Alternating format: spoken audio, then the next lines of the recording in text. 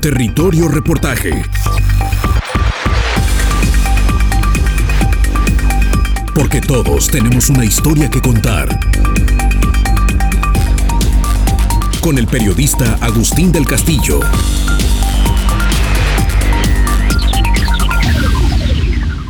La lucha contra la muerte es una de las grandes pulsiones que ha acicateado y hecho posible el avance de las culturas humanas. Pero este fenómeno, esencial a todos los seres vivos, había ocupado muchos milenios de civilización sin respuestas contundentes, más allá de un arte sombrío y profundo y grandes reflexiones filosóficas. Hasta que la revolución científica tuvo sus efectos sobre la vida humana. Primero en las naciones europeas y Estados Unidos en el siglo XIX y después, de forma contundente, en prácticamente la totalidad del mundo, los descubrimientos sobre los mecanismos de difusión de las enfermedades derivaron en vacunas, antibióticos, sueros de hidratación y toda la ciencia de la higiene, que significó construir centros urbanos crecientemente asépticos, con desvío de aguas contaminadas, sistemas de recolección de basura, refrigeración y cocción de alimentos, uso de cloro para matar gérmenes y cambiar costumbres para alcanzar el baño diario y el lavado de manos con agua y jabón. Esto fue posible por la edificación de un aparato institucional de educación y salud que hizo que la esperanza de vida al nacer sea de más de 77 años en México, apenas uno por abajo de un habitante promedio en los Estados Unidos y más del doble del que se tenía en 1930, que eran apenas 35 años. El eje de esta transformación fue el ataque frontal a las enfermedades infecciosas, las que ocasionaban en el pasado una muy elevada mortalidad infantil y hacían que los hogares convivieran con el luto desde muy temprano.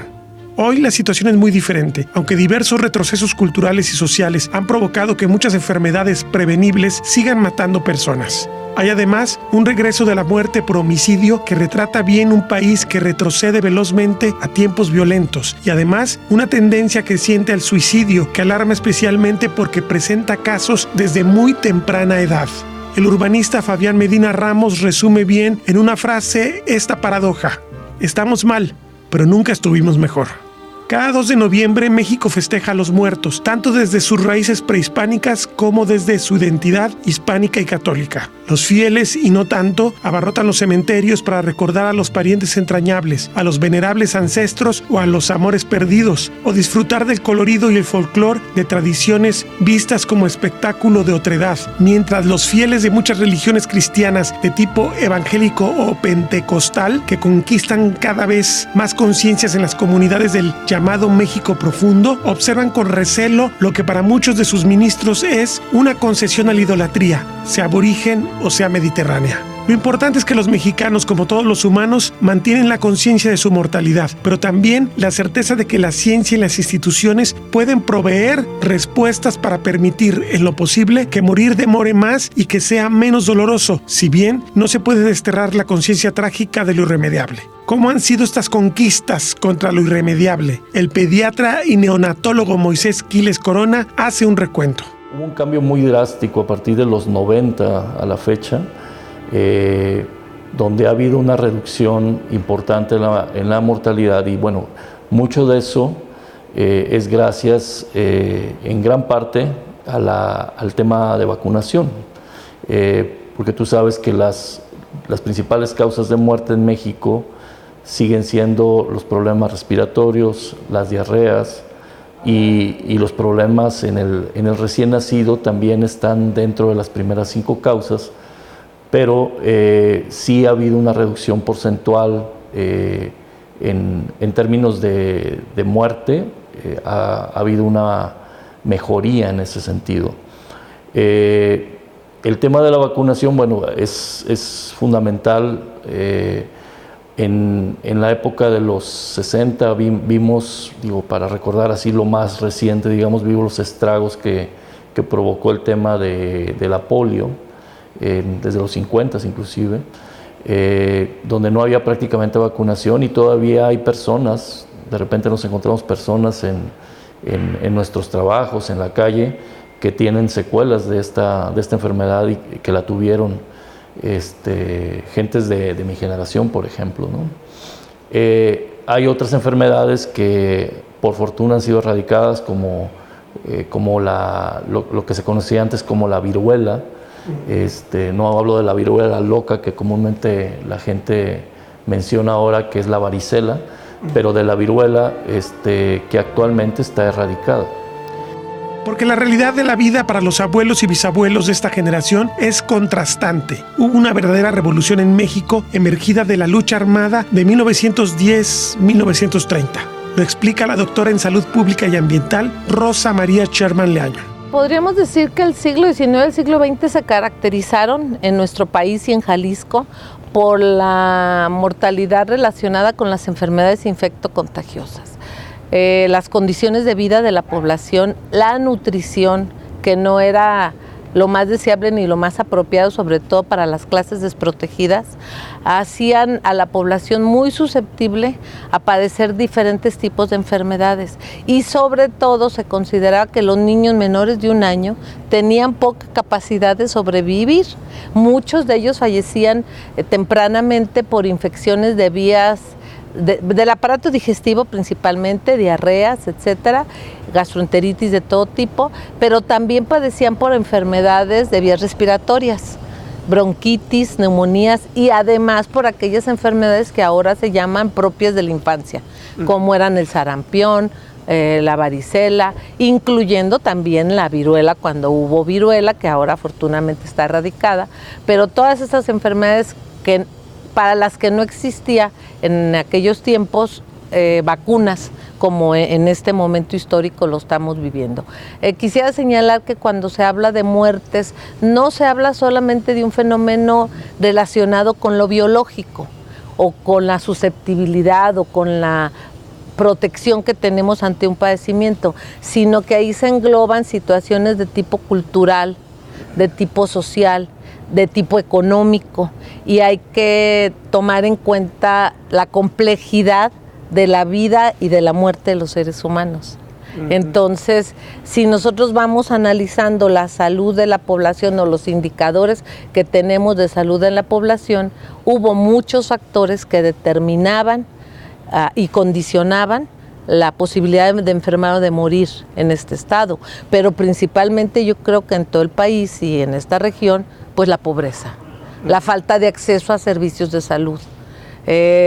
Recordemos que los servicios médicos eran casi exclusivos para los que tenían dinero para pagar, y que si no hubiera sido por el ilustre don Fray Antonio Alcalde, nosotros no habríamos conocido esa institución tan hermosa que es el Hospital Civil de Guadalajara, en donde tanta gente de escasos recursos tenía la posibilidad de irse a curar. Pero además de curarse, había que evitar enfermarse. Y las posibilidades de evitar enfermarse eran pocas porque no había acceso a una educación apropiada, el lavado de manos no se conocía, el acceso al agua, la disponibilidad de una red de drenaje que se llevara todas las aguas servidas de nuestros hogares. Yo me acuerdo incluso para los años 70 en la zona metropolitana, en las juntas, corría el drenaje a cielo abierto. Por las puertas de las casas, me acuerdo que llevábamos a los estudiantes de medicina a practicar en una materia que se llamaba Estudio y Promoción de la Salud Familiar, y ahí corría el drenaje. Todavía no estaba una red bien establecida. Entonces, todo eso fue generando el riesgo de enfermar, o la posibilidad o la enfermedad en sí que padecieron en Jalisco todas las personas. Lo que hizo, por ejemplo, que la esperanza de vida al nacer, aquí lo tengo documentado, en el año de 1930, según señalaba el INEGI, era de 35 años en promedio para los mexicanos. ¿Cómo fue esta revolución? Silenciosa, con un amplio consenso social y fuertemente fundamentada en el sistema educativo básico que a la par se construía en un país que salía de la violencia, explica el urbanista Fabián Medina Ramos, quien lo vivió como una experiencia personal. Ahora, ¿hasta qué punto podríamos decir estamos mejor que antes? ¿Sí? Yo creo que estaba leyendo yo algo, no sé si en algún libro, en alguna revista, que alguien decía que las cosas estaban mal ahora, pero nunca habían estado mejor. Sí. ¿Sí? Hay que entenderlo bien, ¿no? Claro. Porque el aspecto de salud en cuanto a al control de las enfermedades, las vacunas, en fin, todo esto. Yo recuerdo que estando todavía en primaria nos llevaban de la escuela al vacunógeno. Allí en mi barrio, cerca del Teatro de Degollado, pues claro, ahí está la Secretaría de Salud todavía, ¿no? Pero antes no era la Secretaría, ahora es era el vacunógeno, ¿sí? Pero ahora ya ha evolucionado, es la Secretaría, etcétera, etcétera. Pero es el lugar en donde las vacunas de sarampión, de viruela, de qué sé yo, los piquetes de alacrán, en fin, todo esto se concentraba ahí en un solo lugar, ¿sí? Y las escuelas tenían muy claro la importancia de que los alumnos acudieran ahí a recibir su dosis de vacuna. Sí, no solo eso, sino también había un servicio médico de la escuela. Cada año íbamos haciendo cola rumbo al santuario que tenía su consultorio el doctor particular del colegio y nos auscultaba. A ver, abre la boca, esto, lo otro, los ojos, los oídos, etcétera, los dientes año por año, etcétera, y luego nos regalaba secantes. Secantes que ya no se usan tan bien, ¿no? Porque ya los bolígrafos y las plumas fuentes, pues ya, entonces todo esto ya es memoria, ¿no? Pero el uso del médico, digamos, escolar, particular o general, ¿no? En el aspecto oficial, no creo que se use ya. Pues nunca van así el grupo haciendo cola, o el doctor visitando la escuela, yo no sé si todavía existe. La muerte es la principal obsesión de la conciencia humana. Prácticamente todas las instituciones que hemos generado en 10,000 años de civilización plantean una respuesta frente a este reto indisoluble. Uno, porque vamos a morir, y dos, ¿qué sucede después de morir? Más allá de eso, las causas por las que la gente se muere han variado de forma drástica con la gran revolución científica que implicaron las vacunas, la higiene y toda la medicina preventiva, que en el caso de México realmente generó un drástico cambio para la calidad de vida de millones de personas. Nuestros padres, nuestros abuelos se morían de cosas distintas que ahora. Entonces, la mortalidad infantil era un problema que familiarizaba muy íntimamente con la muerte a las familias desde muy pronto. En la actualidad, esto ya no se da porque los niños escasamente se mueren. Pero paradójicamente esto genera que haya un sentimiento complejo frente a la muerte porque ya no es tan común. Se le ve más como un accidente que una esencia, y esto lleva al pesimismo cuando en realidad las estadísticas de muerte nos tendrían que estar indicando que tenemos que pensar que tenemos más calidad de vida, que vivimos más, que logramos sortear de forma eficiente muchas enfermedades y que al final también tenemos una vida más productiva que en el pasado. Justamente es lo que queremos proponer en este programa. ¿Cómo hay datos para el optimismo más allá de que el ser humano sigue y seguirá por mucho tiempo siendo un mortal?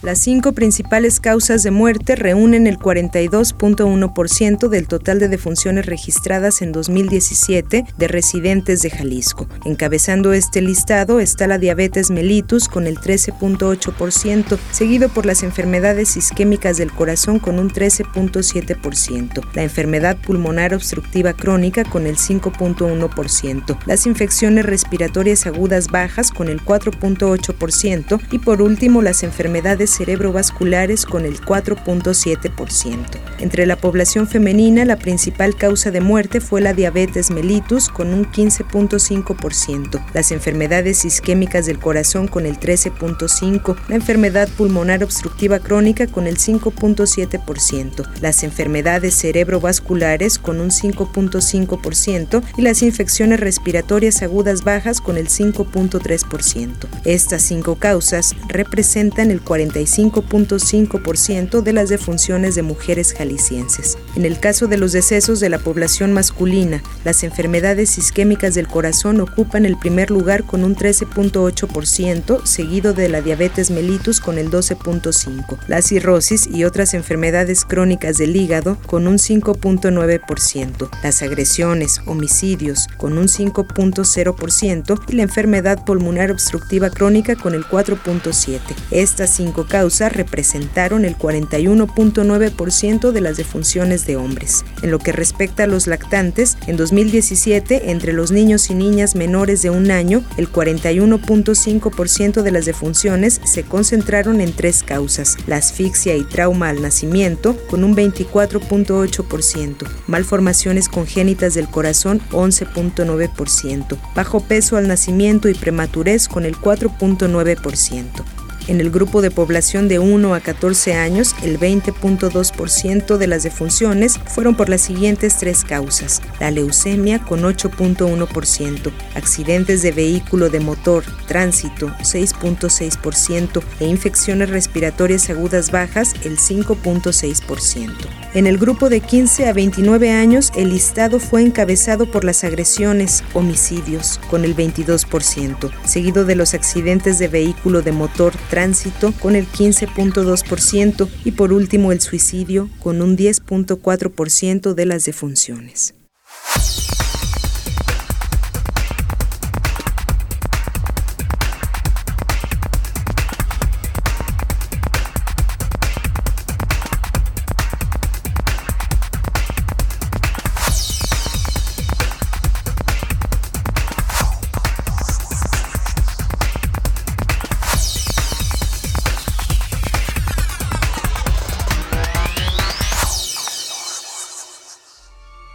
Entre 1930 y 1980 se produce la consolidación de instituciones públicas que hacen posible una igualdad en el acceso a la salud. ¿Cómo es la Guadalajara de esa transición? La señora Silvia Sandoval López, maestra de primaria, hoy jubilada y con 71 años, recuerda su infancia en una ciudad que no alcanzaba 400,000 habitantes. Yo, por ejemplo, la experiencia que viví como desde niña, pues tuve una madre que tenía el complejo de doctor. Entonces ella siempre que empezábamos a estar mal, ella le ponía que esto, que ahora les hago el otro, que el otro. Total que ya cuando mandaba a llamar al doctor, y era un doctor de cabecera, yo nunca me paré a un consultorio pediátrico, pues no existía, no sé, pero nunca me llevaron a un doctor de pediatría, no había. Entonces ya cuando llegaba el doctor, le decía a mi mamá, como ya la conocía mi madre, le decía, a ver, ¿qué les ha hecho? A ver, ¿cuál es el tratamiento que han seguido? Y ya a mi madre, bueno, pues le di esto, le di otro, porque le vi estos síntomas, le vi el otro. Entonces ya decía, bueno, se lo pregunto para de ahí partir qué es lo que tengo que hacer. Y ya el doctor ya nos recetaba y todo, pero pues era atención en casa, o sea, gracias a Dios no tuvimos que ir a hospitales nosotros nunca. Y pues era otro mundo. Cuando estuve en el colegio, yo estuve en colegio en particular, empezaba en la primaria, iban doctores una vez al año, me acuerdo que eran 2, a revisar a las niñas de primaria. Y nos revisaban que la vista, que si estábamos anémicas o la obesidad. Ya empezaba esa preocupación en aquel entonces por la salud de los niños. Y si veían algo los doctores que andaban mal, pues mandaban un citatorio a los papás y una recomendación que tomaran en cuenta estos y estos detalles porque habían visto esos síntomas en sus niños. Y era lo que yo vivía. Sí oía mucho de que se murió fulanito, se murió de tosferina, no había las vacunas. A mí las vacunas me las llevaban, no me llevaron nunca a un centro de salud. A mí las vacunas se las llevaba el doctor y nos las ponía ahí en la casa. Me acuerdo que nos inyectaron contra la sarampión, contra la viruela. Nos dio, pues era común que nos daba la varicela.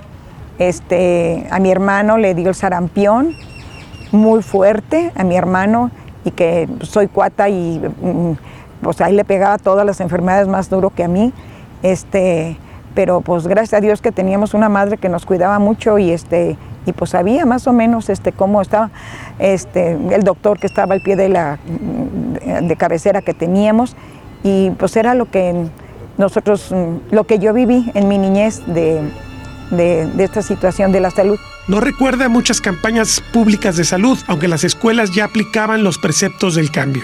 Había que tener cierto estatus económico para tener acceso a vacunas, porque digo, los pobres, supongo yo que no tienen tan fácil acceso a estas vacunas. Yo creo que sí, porque yo no me acuerdo que mi madre me haya llevado a algún centro de salud, no.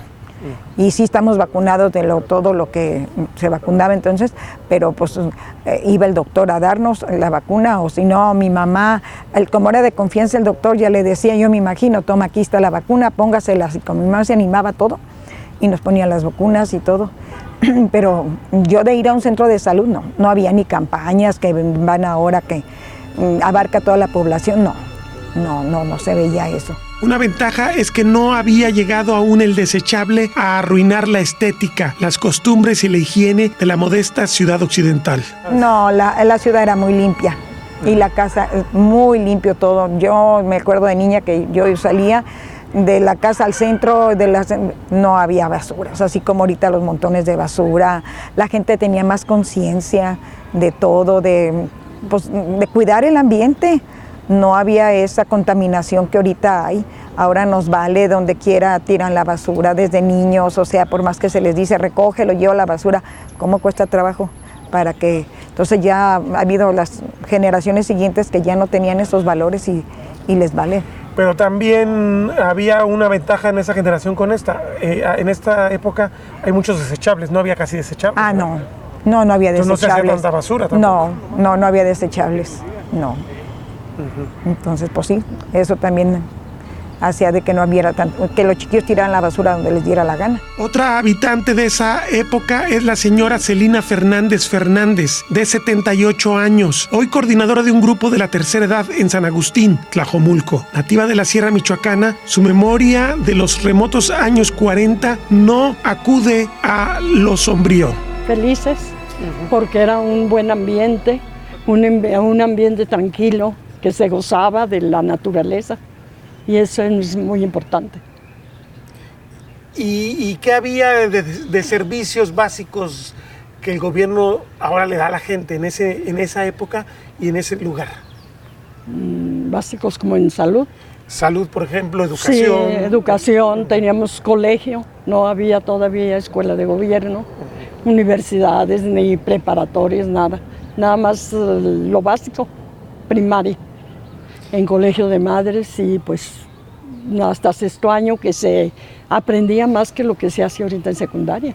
Claro, porque era de más calidad. Porque era todo de memoria y ahorita todo es escrito. Ahora, ¿y en salud cómo podían ustedes darse atención de salud? Pues sí, había médicos, también nos ponían vacunas, había campaña de vacunas, sarampión, para todo, pero más bien con remedios caseros.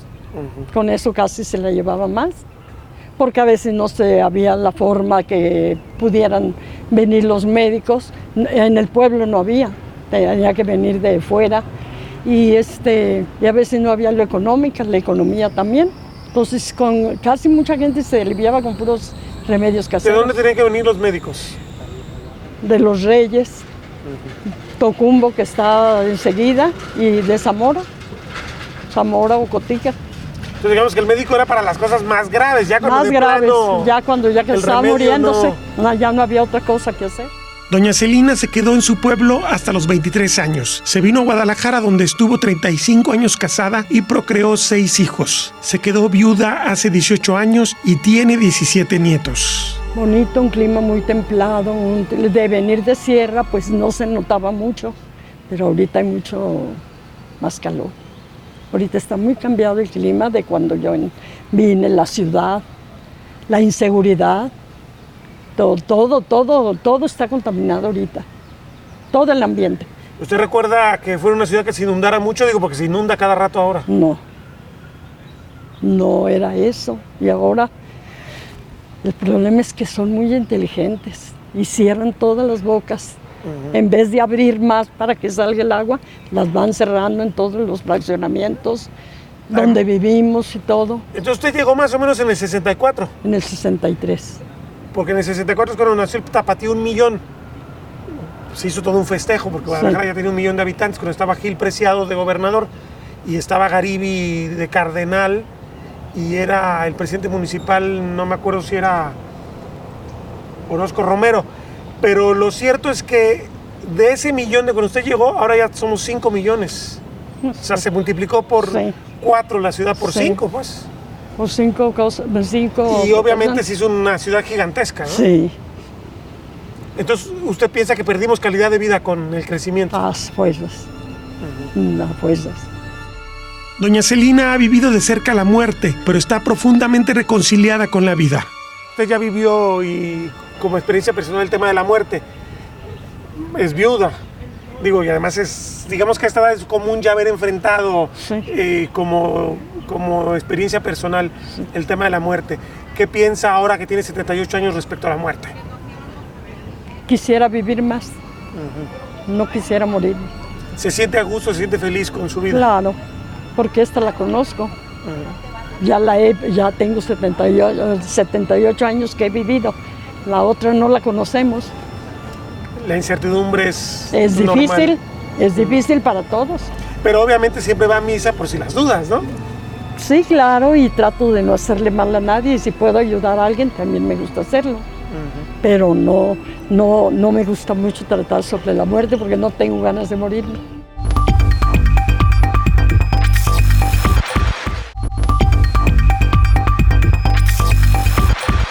¿Qué hay después de la muerte? Es una pregunta que nos hemos hecho por milenios, pero nadie puede responder. Evidentemente la ciencia no tiene la respuesta más allá de todas las teorías que están planteadas a este respecto. Lo que la ciencia sí está buscando de forma cada vez más inquieta y con más posibilidades de éxito es alargar la existencia. Ya logramos con la revolución de la salud del siglo XX que andemos arriba de 70 años de esperanza de vida en el mundo, incluso en los países más pobres. Pero ahora se abre con la biotecnología y con la cibernética posibilidades que no habíamos pensado para que algunos hombres, al menos los que tengan más recursos y posibilidades económicas, puedan acceder a una especie de inmortalidad. ¿A qué me refiero? Si hay posibilidades de sustituir órganos que estén fallidos, de mejorar genéticamente humanos que nacen con algunos defectos heredados y de sustituir miembros por un accidente que puedan ser biónicos, estamos entonces planteando que podríamos llegar a tener en el futuro vidas de cientos de años, y esta es una situación inquietante más allá de cómo se vea, porque la humanidad hasta ahora ha tenido un crecimiento parejo, equitativo en la esperanza de vida. Evidentemente el que tiene mejor calidad de vida vive más, pero en términos generales hasta los más pobres han podido acceder a estas ventajas.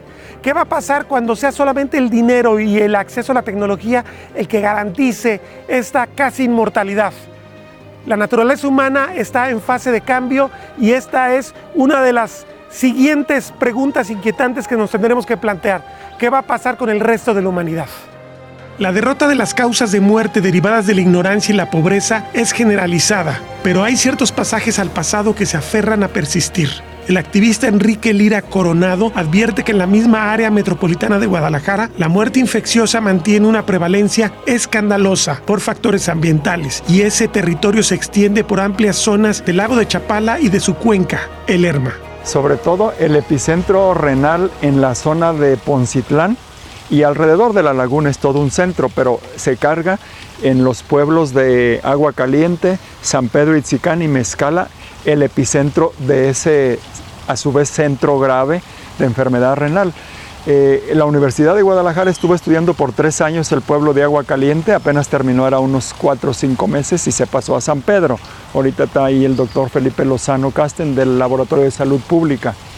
Él encontró en el pueblo de Agua Caliente que las mamás tienen en su leche materna mercurio, arsénico, plomo y tungsteno. Contaminantes graves que están causando enfermedades, sobre todo en los niños de 1 a 14 años. Casi el 80% de la mitad del pueblo que encontró de la muestra que estudió con enfermedad renal tienen de 1 a 14 años. Esto es gravísimo porque el artículo 4 de la Constitución señala que todas las políticas públicas se deben dirigir en el bien superior de la niñez. Entonces es un llamado fuerte al gobierno federal, sobre todo, también al estatal, en lo que toca al municipio, pero sobre todo al federal, para que paren las descargas que desde 2003 estaban documentadas, que las industrias están descargando mercurio, sobre todo cromo, plomo, en la cuenca del Lerma. Pero ¿por qué sobre todo en la zona norte del lago de Chapala? Si tú ves la fotografía que te di del lago de Chapala con una fotografía de satélite que detecta el mercurio, la corriente del Lerma se enfoca directamente frente a Poncitlán. De hecho, en la ribera norte, que es donde está Poncitlán, la parte más cargada de azul oscuro, que el tono de azul te dice que cuánta concentración de mercurio hay, se carga en la zona de Mezcala, San Pedro y Agua Caliente. Ahí se carga lo más cargado. Otra factor es que ahí es una zona más honda del lago, entonces todos los lodos de 50 años se van cargando a la parte más honda, ¿verdad? Y el río los arrastra y los va sedimentando ahí. Entonces en esa zona el doctor Felipe Lozano, sin duda, es que viene del Lerma, porque encontró en los peces de esa zona 3 metales pesados. Si el pez tiene el metal pesado es que está en la laguna, y si está en la laguna, como alrededor no hay industria, es que entra por el Lerma. O sea, esa es una seguridad tremenda que tenemos, que está entrando por el Lerma todo esto, ¿sí? Y la zona más grave del Lerma, como te decía, es la zona industrial de Ciudad Lerma en Toluca, y otro centro grande es toda la zona de Salamanca, que también tiene industria petroquímica, química, y ya en el camino acá, después de la salida de la laguna, se carga la industria química como las que están en Cuitzeo, y la industria que está en Chapala, en Atotonilquillo y en Ixtlahuacán, que son industrias mineras, fabrican, sintetizan productos químicos para la industria minera, y la de Atotonilquillo fabrica anilinas para las empresas gigantescas de automotrices, para tela automotriz de todo el mundo y para telas deportivas de todo el mundo. Se trajo los procesos de España y de Brasil, se los trajo a esta zona porque encontró un gobierno muy amistoso, ¿verdad? En el pasado, antes. Ahorita, bueno, le estamos generando la conciencia de que debe mejorar sus filtros de agua, sus filtros de aire, porque también despiden al aire anilinas, que los trabajadores dicen que dejan las camas rojas, azules, según la anilina que hayan trabajado, y no se les nota, pero al dormir pasa esto. Y lo mismo nos dijo el doctor Lozano, que encontró en la gente de la ribera, que químicos que no usan ellos los tienen en su sangre, porque lavan las señoras la ropa en la laguna. Cuando tú te pones la ropa, lo que absorbió tu ropa, la camiseta, toda la ropa interior y las cobijas, las sábanas, te acuestas y sueltan los químicos que absorbieron de la lavada. Dice que muchos expertos le han reconocido que la zona es un pasaje a un México con tasas de mortalidad de hace medio siglo. Incluso se le parece en el tipo de corrupción, aunque esta ha sobrevivido muy bien a la modernidad. Entonces los habitantes de estas comunidades de Poncitlán realmente están viviendo en un contexto en el cual la esperanza de vida es corta. Muy corta. Muchos niños están muriendo. O sea, es como un retrato de un México que pensábamos que no existía. Que ya había pasado. De hecho, los que van dicen que es un México de hace 50 años o más, lo que ven ahí en los pueblos, ¿no? El tipo de abandono, los drenajes corriendo por las calles o en los patios de las casas y los niños ahí jugando. Entonces, es una grave falta de recursos y de evitar la corrupción. En Poncitlán es uno de los municipios que más ha desaparecido recursos, que tenemos datos. Ya le dimos al licenciado Lechuga de la Subsecretaría de Asuntos del Interior el recibo de la pavimentada de la bajada a San Pedro viniendo de Poncitlán, que está cobrado en diciembre de 2009, 2,167,000 pesos, cobrado como pavimentado y está empedrado desde siempre. Otro factor es que ya te explicaré ahí en el mapa de San Pedro. Todo el colector lo hicieron cuando la laguna estaba lejos de la orilla ahorita, en el año 1999. Se construyó ese colector Y la constructora, para ahorrarse unos miles, desperdició millones invertidos, porque hizo el colector adentro de la arenita de la laguna. Y pasa igual con los residuos agrícolas propios de una zona todavía ampliamente rural, como es Poncitlán, mientras El Salto tiene el desafío añadido de respirar un aire severamente adulterado. En las escuelas el doctor Lozano encontró que los niños tienen glifosato 100 veces arriba de lo que tienen en Francia ya en tribunales los pobladores de una zona. O sea que esos pobladores están reclamando por una cantidad mínima, que es la centésima parte de lo que acá. De lo que acá, y acá nadie se apura. Es el problema, ¿no? Estamos tan sensibilizados, tan hechos a la contaminación, que ya se mueren en El Salto 2-3 diarios, y bueno, pues ya se murieron, pero no hay una acción como de alerta que debe ser humanamente, decir, ¿cómo que está respirando la gente del Salto? Está respirando, el doctor encontró que están respirando toda la gente del Salto, porque la cascada se pulveriza y se eleva al aire el rocío, y el aire se la lleva. Están respirando en primer lugar cadmio, mercurio, arsénico, plomo, níquel y zinc, en 12 muestreos que sacó en el pueblo lejos. Esto en El Salto de Juanacatlán, ¿verdad? En El Salto, aquí a 32 kilómetros. Sí. Eso era para que en un país dictara una alerta nacional a frenar toda esa contaminación, y aquí los pueblos exigimos y nos reciben en reuniones los gobiernos, pero no paran las descargas. O sea, el ponerse a entubar colectores no va a remediar el que llegue el agua contaminada. Es bueno a la obra, pero lo que debemos tratar es de que cada descarga sea tratada y se reutilice el agua, que no entre al río. Vamos a lograr lo que se hizo en Europa, que el agua sea tratada y reutilizada. Allá 0 descargas, ni tratada, porque las normas siempre van atrás de los químicos. Ponen una norma y al año inventan químicos nuevos que la norma ya no mide.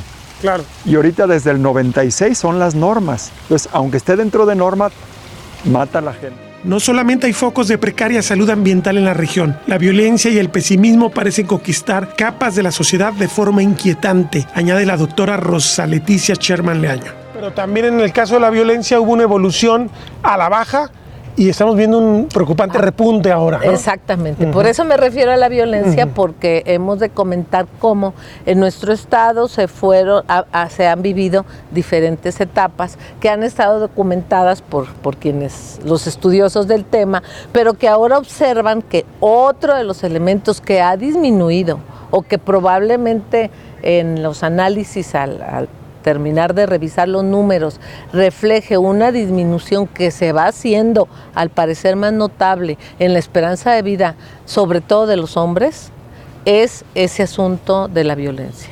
Eso es bien importante considerar, porque de 19 a 35 años está documentado. Guillermo González, nuestro compañero del CUCS, tiene un estudio junto con Lupita Vega sobre cómo ha impactado en la esperanza de vida de los hombres en Jalisco la mortalidad por causas violentas. ¿En ese grupo de edad? En ese grupo de edad. ¿Estaría entre las primeras causas de muerte? No entre las primeras todavía, pero sí está remontando. Una de las causas más importantes de muerte para la población de sexo masculino y hombres jóvenes que están falleciendo, que están perdiendo la vida por cuestiones relacionadas con la violencia.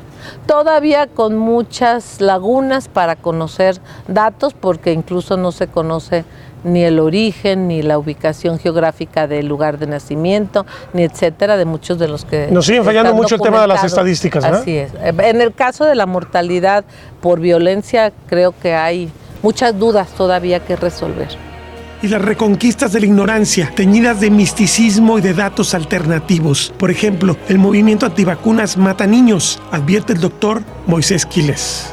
Tocó vivir un caso hace 4 años, donde unas personas una madre que era de la filosofía antivacuna, llevan a su hijo a Mazamitla, no vacunado. Allá en Mazamitla el niño empieza a convulsionar.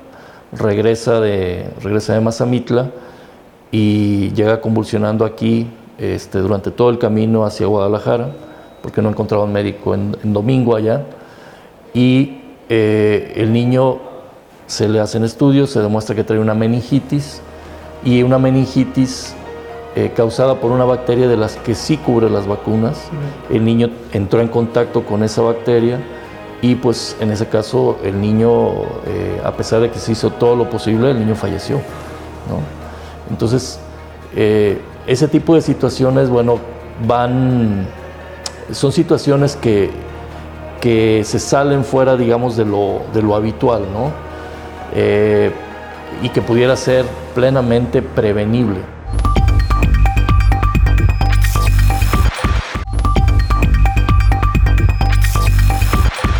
Guadalajara también se hizo más peligrosa no solo por sus habitantes, sino por el modo en que fue construida, comenta la maestra Silvia Sandoval. Guadalajara era precioso porque yo me acuerdo que en junio, a finales de mayo empezaban pero tormentonas. Y podía salir uno después de la tormenta, que aquí en Guadalajara era preciosa porque caía el chubascón y los truenos y todo, y ya se quitaba y salíamos a la calle a andar sin zapatos, ahí pues no traía basura el agua ni nada, andar en las corrientes. Y ya después se fue retirando las aguas, total, que luego vienen casi hasta principios de julio empezando a llover, no, y esto afectaba mucho. Y entonces era muy fresco, el clima era muy diferente. ¿Nunca sentías tanto calor como ahora? No, nunca sentí. Y aparte, a pesar de que nosotros, el uniforme que llevábamos del colegio era oscuro y teníamos un cuello doble de plástico aquí, o sea, y no era tanto. Si hubiera estado el calor como ahorita, no hubiéramos aguantado ese tipo de uniforme, porque eran 2 cuellos de plástico que llevábamos aquí. Ahora, otra cosa que ahora es muy común, que yo no sé si era común en esa época, las inundaciones. ¿Se inundaba la ciudad cuando llovía? Pues bueno, no te sé decir bien de que se inundaba, porque pues ahí por mi calle, de que llovía fuerte, sí iban las corrientes y pues salía uno a jugar. Y al rato ya se quitaba la inundación, pero no como ahorita, o sea, de que salen las noticias. Ahora es muy peligroso, ¿no? Sí, no, en aquel entonces no, de que se viera que un carro que quedó a la mitad, que se quedó en la boca de tormenta, que no se oía nada de eso. Yo nunca viví esas situaciones, nunca me di cuenta. El espacio público también fue mejorado para evitar las enfermedades ambientales. El combate al paludismo es un caso de éxito del pasado. Existía una campaña nacional permanente, a través de lo que, pues tal cual se llamaba la campaña contra el paludismo, pero naturalmente las cartas, el correo era mucho más necesario, más eficiente, etcétera, en ese tiempo, pero te vendían un timbre de 1 centavo. Yo diría que prácticamente obligatorio comprar el timbre de 1 centavo. Claro que un timbre te costaba 5 centavos, 10 centavos, ¿no? Ahora pues ya ni se usan los timbres, sí, ¿no? Pero te decían, ¿cuántos timbres quiere? De 1 centavo. Entonces podía, a los timbres aéreos o locales, terrestres, o internacionales también, que había la gran diferencia, le agregabas 2, 3, 5 timbres de a centavo. Y ese centavo iba directamente a, no sé de qué manera, la captación a esta campaña para el resecado de los lugares que estaban ya contaminados por los zancudos. En este caso, yo me imagino que pudiera haber sucedido en el bosque de Santa Eduviges, ahora Jardines del Bosque, y sobre todo en el Parque González Gallo, por eso está lleno de eucaliptos, porque los eucaliptos se utilizaban no solo por el follaje, etcétera, sino porque tienen la virtud, y también no tal virtud, sino el desprestigio de resecar los pantanos, pero que necesitan tanta agua que después se caen. Ahí tenemos el ejemplo en López Mateos. Y por cierto, yo recuerdo, por ejemplo, en el estado de Michoacán, hay carreteras que tienen 20, 25 kilómetros de eucaliptos, sí, porque claro, era en ese tiempo que seguramente eran campos de cultivo, muy húmedos, etcétera, en tiempos del presidente Lázaro Cárdenas. Eso sucede en Zamora, en Morelia. ¿Y fue para las campañas de paludismo? Era parte de, sí. En Uruapan igual. Y poco a poco estas grandes calzadas de eucaliptos han ido desapareciendo porque ya, primero ya se resecaron y segundo las raíces son superficiales y con un gran viento ya se vienen abajo, ¿no? El doctor Moisés Quiles advierte la urgencia de fortalecer institucionalmente ciertos desafíos que han crecido, como las adolescentes embarazadas que a veces terminan muertas por no ser atendidas a tiempo. Es el tema de las madres adolescentes, por ejemplo, ¿no? Las madres adolescentes, de los nacimientos que tenemos en el Hospital Civil, casi el 30% son hijos de madre adolescente, o sea, menores de 19 años. Entonces tú imagínate lo que implica para una mamá que no es apoyada por la familia, en su mayor parte, o la pareja la deja de lado.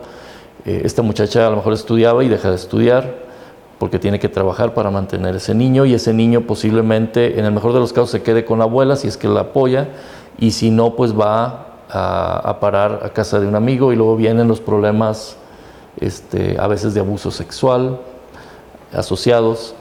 Eso si las cosas van bien en el embarazo de esa mujer. Pero si es una madre que no acudió a control prenatal, que sabemos que es una causa súper importante para que haya un problema en un recién nacido, pues ahí tenemos ya otra problemática, y ahí podemos entrar al tema de la mortalidad en los recién nacidos, que sabemos que un factor de riesgo importante es el poco control prenatal que se tiene en los bebés, y de ahí pueden ser que a lo mejor un grupo de esos bebés son bebés que nacieron prematuros porque no hubo control prenatal. Si había un problema no lo detectaron, y cuando ya la mamá se da cuenta que trae un problema, corre y el bebé pues ya está prácticamente para nacer. Y bueno, todo eso trae una problemática. Son bebés que por fortuna en el hospital se tienen los recursos para manejar bebés extremadamente prematuros a veces, y bebés que nacen con problemas. Y eso también, hablando de mortalidad, pues disminuye en este tipo de bebés que nacen prematuros. Los avances que ha tenido la ciencia en la neonatología, pues ha ayudado mucho a disminuir esa mortalidad que antes era muy elevada. Y a esto se agrega el devastador flagelo de las drogas. Generalmente las madres que se drogan, que las drogas, hay que decirlo, se drogan con drogas que son de las más dañinas, ¿no? Evidentemente son gente de escasos recursos y se drogan con cristal, con piedra, con thinner, con así es, pegamento del amarillo. Tenemos de todas las variedades, y hay casos donde es una mezclan unas cosas con otras. Digo, en situaciones tal vez las mejorcitas sean marihuana y cocaína, ¿no? Pero rara vez vemos más bien esas. Vemos las más perjudiciales todavía.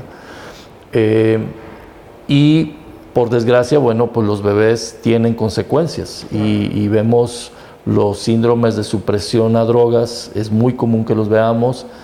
Y las estancias de estos bebés se prolongan porque evidentemente nosotros tenemos la obligación de dar aviso a las autoridades de que hay un caso de drogadicción, y ya la autoridad investiga y ellos determinan si se le quita el bebé a la madre o a los padres, si es que son dos.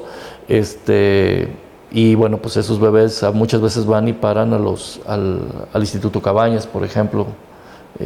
Es muy común, lo vemos de todos los días. Siempre tenemos pacientes que tuvieron la madre exposición a drogas, a veces 2-3 horas antes de aliviarse, ¿no? Hay avances innegables, pero es preciso no bajar la guardia. Educación, inversión en investigación, atención médica, sobre todo porque las enfermedades crónico-degenerativas que ahora están a la cabeza en las causas de muerte son más caras de atender. La prevención es fundamental, dice la doctora Sherman Leaño. Para 1960, la esperanza de vida que el Banco Mundial calculaba era de 57 años.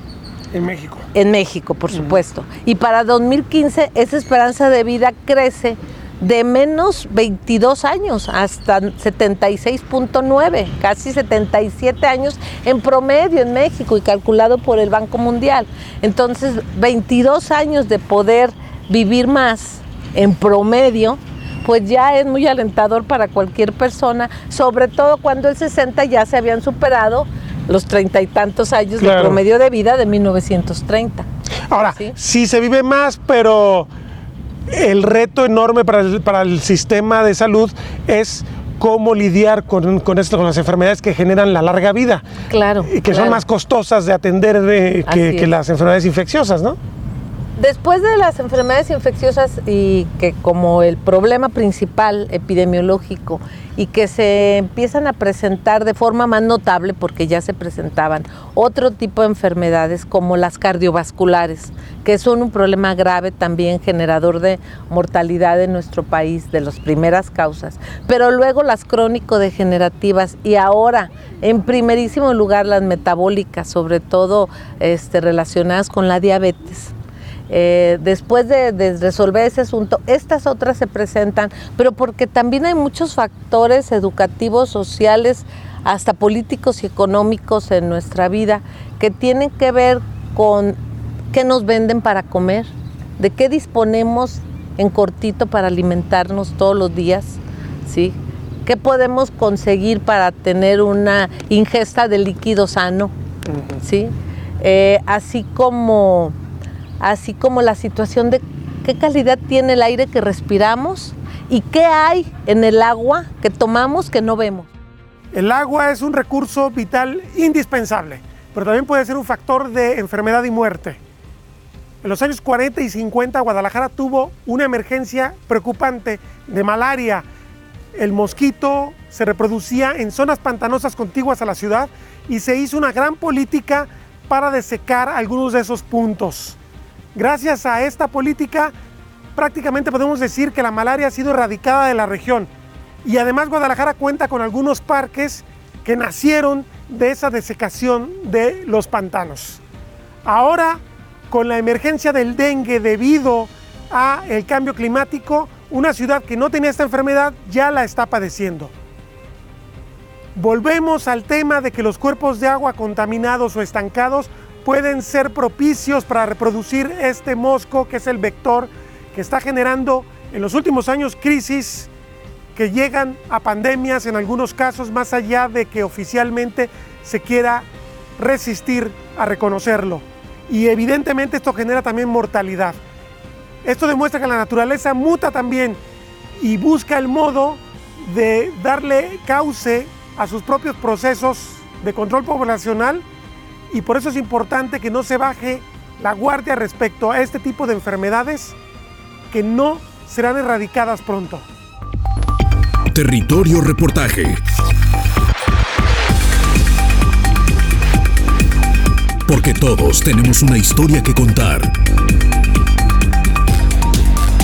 Con el periodista Agustín del Castillo.